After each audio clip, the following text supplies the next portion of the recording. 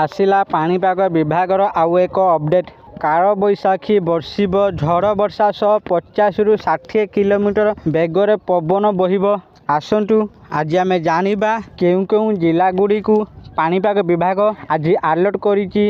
आसतु ए video माध्यम जानिबा। तेणु video को आरंभ करने पूर्व आपण समस्त को अनुरोध जो मैंने एपर्यंत आम चैनल को सब्सक्राइब करना आपण मैंने एबे ही आम चैनल को सब्सक्राइब कर दिंटू। आउ ए वीडियो को बहुत मात्रा लाइक शेयर और कमेंट कर दिंटू। तेबे चलतु डेरी न करके आज वीडियो को आरंभ करवा। उत्तर रु दक्षिण सबु जिले में आज काचिब वर्षा। काल बैशाखी वर्षा पाई आज उत्तर रु उपकूल एवं दक्षिण ओडिशा जाए जारी होइछि येलो वार्निंग। 16 जिला को घड़घड़ी और वर्षा नहीं सतर्क सूचना जारी करछि आंचलिक पाणीपाग विभाग। मयूरभंज, केन्दुझर, बालेश्वर, भद्रक, जाजपुर, केन्द्रापड़ा, जगतसिंहपुर, खोर्धा एवं कटक जिले में आज पाग निज मिजाज बदलाइब।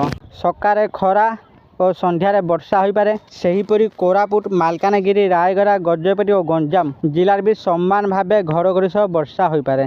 एसबु जिलार विभिन्न स्थान में झड़ वर्षा सह 50 रु 60 किलोमीटर बेगर पवन बहिबा संभावना भी रही।